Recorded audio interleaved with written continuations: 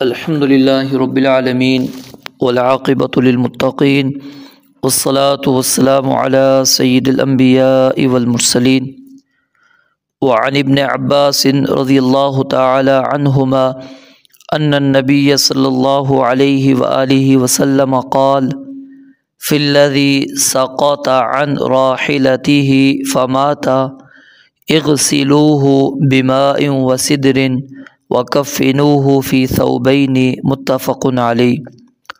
سیدنا عبداللہ ابن عباس رضی اللہ تعالی عنہما سے روایت ہے ان النبی صلی اللہ علیہ وآلہ وسلم قال، بے شک نبی مکرم صلی اللہ علیہ وآلہ وسلم نے ارشاد فرمایا، فی الذی، اس شخص کے بارے میں، سقط عن راحلتہ، سقط جو گر گیا تھا، عن راحلتہ اپنی سواری سے، اور وہ سواری کون سی تھی؟ اونٹ کے اوپر وہ سوار تھا۔ سقط وہ گر گیا، عن راحلتہ اپنی سواری سے، فمات پس وہ فوت ہو گیا، یعنی گرنے کے بعد وہ فوت ہو گیا۔ آپ نے اس بندے کے بارے میں کیا فرمایا؟ اغسلوہ، اس کو غسل دو، بماء وسدر، پانی اور بیری کے پتوں کے ساتھ، وکفنوہ، اور اسے کفن دو، فی ثوبین، اس کے دونوں کپڑوں میں، یعنی جو احرام والے کپڑے اس نے پہنے ہوئے ہیں اسی کپڑوں کے اندر اس کو کفن دے دو۔ متفق علیہ، یہ بخاری اور مسلم کی روایت ہے۔ اس حدیث مبارکہ میں ایک صحابی رسول، ان کا تذکرہ موجود ہے جو حج کا احرام باندھے مقام عرفہ میں ٹھہرے ہوئے تھے، اسی دوران یعنی احرام کی ہی حالت میں اپنے اونٹ سے گر گئے، جس کی وجہ سے ان کی گردن ٹوٹ گئی اور وہ وفات پا گئے۔ تو ان کے بارے میں رسول مکرم علیہ السلام نے یہاں پر یہ بات بیان فرمائی ہے۔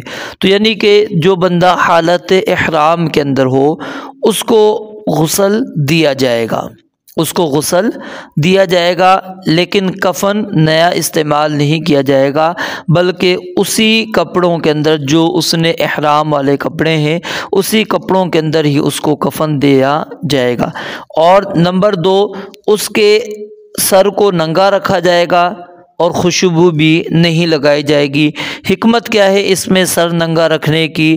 کہ قیامت کے دن وہ اسی حالت میں آئے جب وہ کہے گا لبیک اللہم لبیک، یہ پڑھتا ہوا اٹھے گا۔ اور خوشبو کیوں نہیں لگانی؟ کیونکہ احرام کی حالت میں یہ پابندیوں میں سے ایک پابندی ہے کہ خوشبو کو استعمال نہیں کرنا۔ تو نبی علیہ السلام نے ایک تو ہم نے یہ چیز پڑھ لی کہ جو بندہ حالت احرام کے اندر فوت ہو جائے تو اس کو کیا ہے؟ غسل دیا جائے۔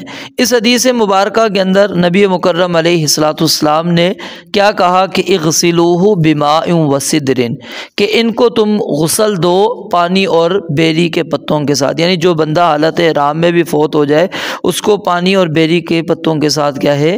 غسل دیا جائے گا۔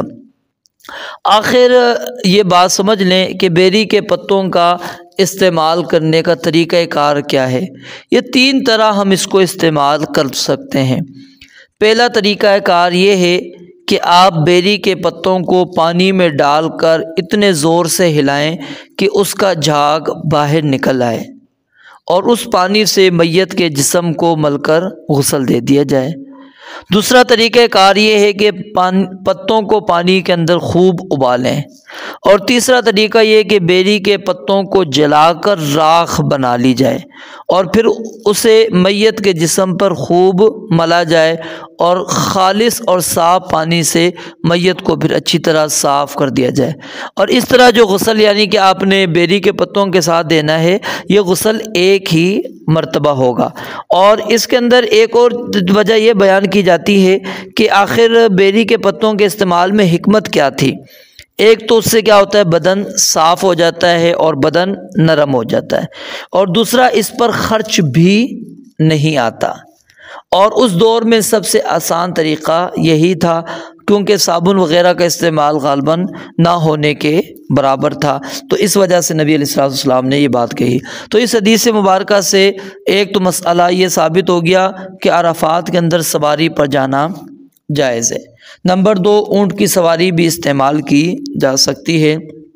اور نمبر 3 مسئلہ یہ ثابت ہوا کہ حالت احرام میں جو آدمی گر کر فوت ہو جائے اس کو پانی اور بیری کے پتوں کے ساتھ غسل دیا جائے۔ اور نمبر 4، اس کو انہی کپڑوں کے اندر، احرام کے ہی کپڑوں کے اندر اس کو دفن کر دیا جائے۔ اور میں نے آپ کو بتایا کہ سر نہیں ڈھانپنا اور خوشبو بھی نہیں لگانی۔ رب العالمین سے دعا ہے اللہ تعالیٰ سمجھنے عمل کرنے کی توفیق عطا فرمائے۔ وآخر دعوانا ان الحمد للہ رب العالمین۔